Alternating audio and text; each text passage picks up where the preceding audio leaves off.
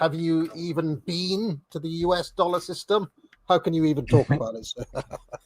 I'm not even American. How dare I?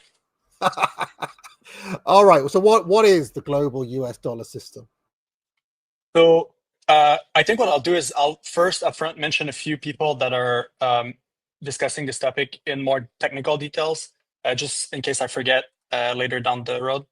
So these are people that produce content online on this topic. Some of them are experts in their field, and if they don't discuss the system directly, they integrate its notions into their like conversations and theories and things like this.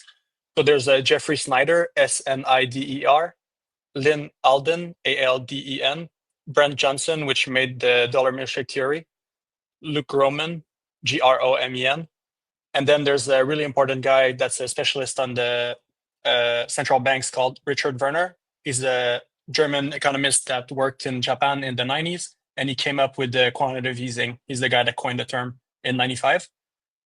Also importantly, in 2014, he published the first empirical proof that banks create money when they grant loans. That's actually a key insight. And then I know you like Super Imperialism by Michael Edson, and some of his insights are touching the global dollar system, but it's kind of like he's walking in the fog. There's things that he's attributing to it that are a bit different. And then all the research by IMF economists and Bank for International Settlements economists. And I believe Nomad has written about the dollar on his Substack. So now that I've said this, I think so. The name of the system is actually the euro dollar system. It just confuses people a lot because they think euro, so you mean the euro, like the currency, and then the dollar, and now they're all confused. The reason it's named the euro dollar system is only because it was a European US dollars. So it was dollars that were stored in European banks, and eventually it spread throughout the world in some key banking and financial institutions in Asia, and pretty much in all like globally. So I'm calling it the global dollar system just because it makes it more obvious that it's just US dollars globally. Specifically, it's offshore dollars, so dollars that are not under the purview of the Federal Reserve. So it's a really, really complex system. So it's a little bit difficult to explain it without having some information that are given beforehand. So what I'll do is I'll quickly explain what's the purpose of money, why has money come about, because it's foundational to understanding of the economy and the monetary system worldwide. So essentially, money is just a proxy for trust in a trustless environment.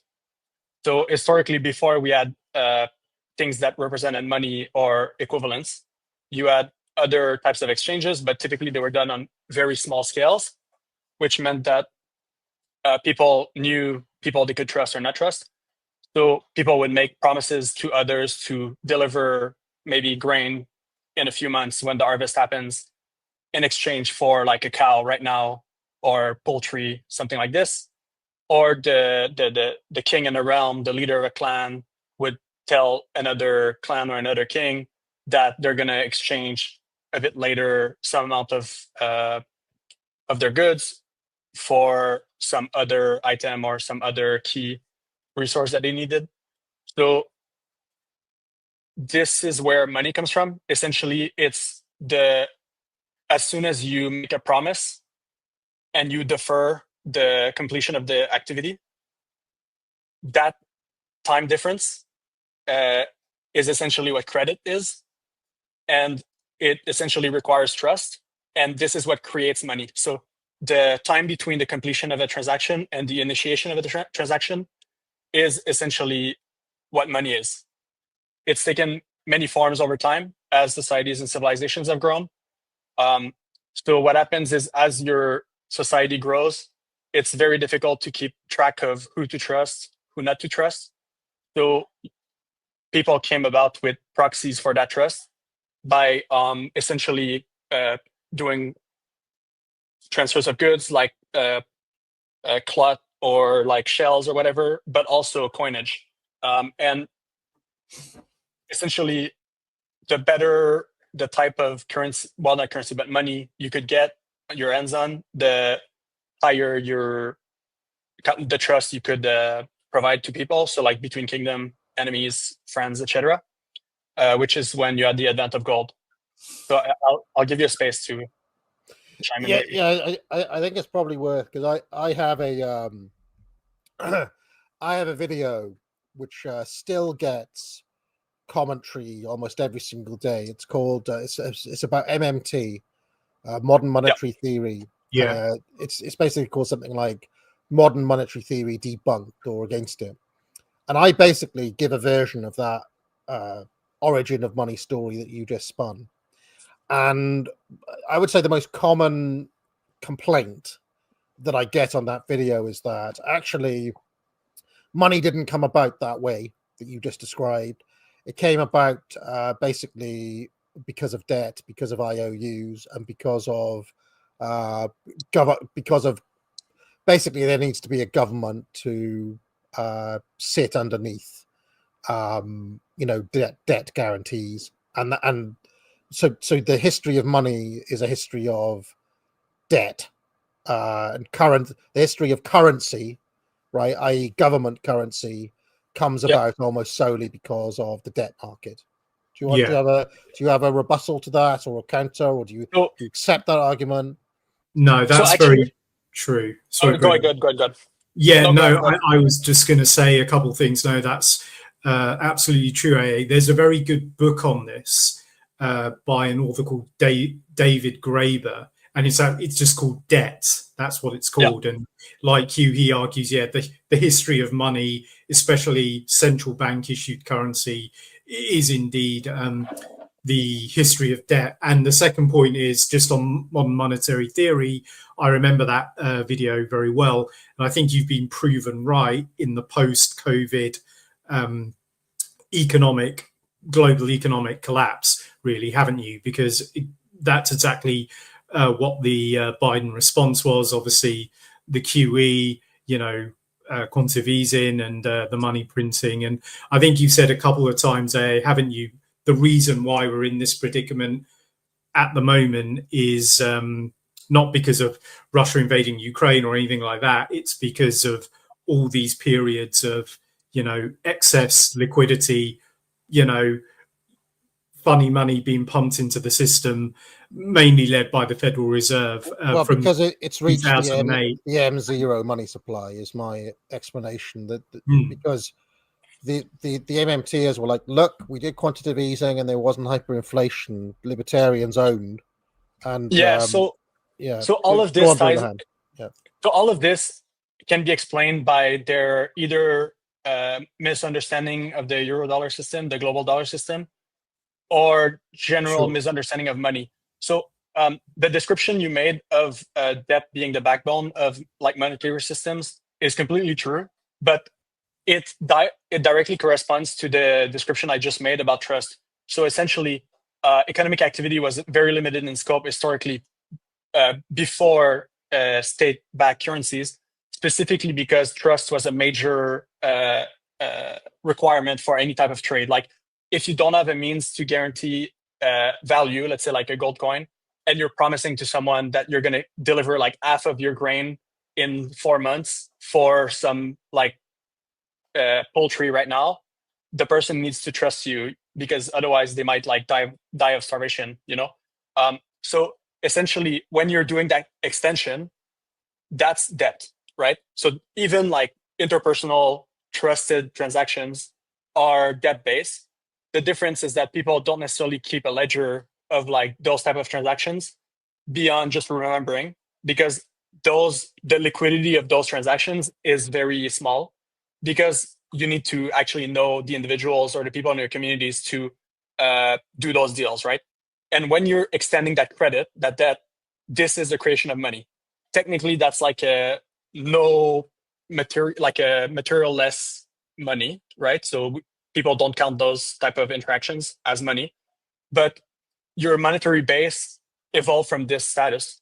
And people think that when they started doing coinage and like doing silver and gold and things like this, that meant that they were doing no extension of credit. They were just doing pure play exchange of gold for goods and things like this. And it was just one-to-one all the time. This is just fundamentally false. And like Nomad said, there's some excellent books on this topic. But essentially, like a king that had control of the coinage, for example, or like an emperor or whatnot, they still extended credit to people, and people trusted that they had the reserves to meet their obligations. This is also credit, and essentially, you're trusting some superstructure to guarantee those transactions. Obviously, when you get into like economic issues, then that breaks. Like you can have a sovereign debt crisis, things like this, which means that even at the top level, there's a like trust that's broken, which causes like crash and deflationary impacts on the monetary market. But this is essentially what money is, right? So the reason I'm going through this level of detail upfront is because it's key to understand how the global dollar system came to be. And also it's key to understand money, right? Like libertarians are always like, oh, let's go back to gold reserve, like gold-backed currencies, things like this.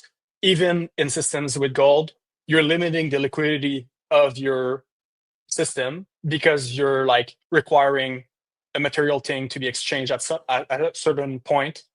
But there's still like IOUs that are extended for gold that you don't own. Like people don't carry actual gold around to pay for things.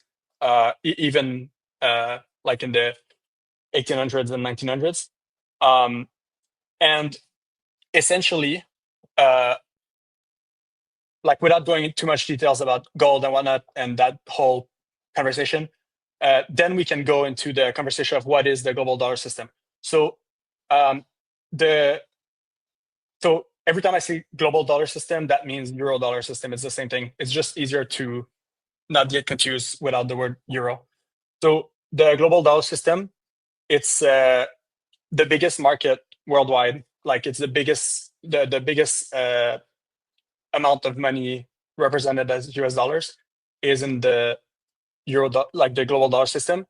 And that system is typically understood as US dollars that are offshore from US dollars in the US in America. So it's US dollars that are not under the purview of the Federal Reserve and the Treasury. Yeah, that's right. Just to sort of come in on that, Brulam, that's right. Euro dollars is an informal name given to US dollars that build up outside and beyond the reach and the purview of the Federal Reserve and the US Treasury. This started during the Bretton Woods era, when that's precisely what happened. A parallel market for dollars started accumulating in first European central banks, also Japan as well, actually. And then obviously that led into the sort of commercial banks and whatnot. And that's how the Eurodollar markets became sort of originated. And what happened was there was this kind of this parallel system of banking and finance, which nobody predicted, nobody foresaw, predicted at the time of the Bretton Woods Accords. And what happened? Sorry to get kind of technical and nerdy here, but I think it's important for me to understand as well as everybody else. When you say outside of the purview of the Fed, as I understand things, US Treasury bonds have to be issued by the US Treasury, right? Yes. So when you say this market exists outside of their purview, they do actually have a control in issuing those bonds in the first place, right? Yes, but crucially, I am talking about the Bretton Woods era. So this is before Nixon took the US off the gold standard and all of us off the gold standard, and before the Treasury market was really, really expanded, if you get what I mean. I'm basically talking from Bretton Woods up to 71. Then, I mean, largely in response to a lot of factors putting downward pressure on the dollar, including the euro-dollar market. Then came, the end of the gold standard, the oil for dollars arrangement with OPEC, quickly following on the heels of the expanded market for US Treasury bonds, which is the mid-70s. Is that right?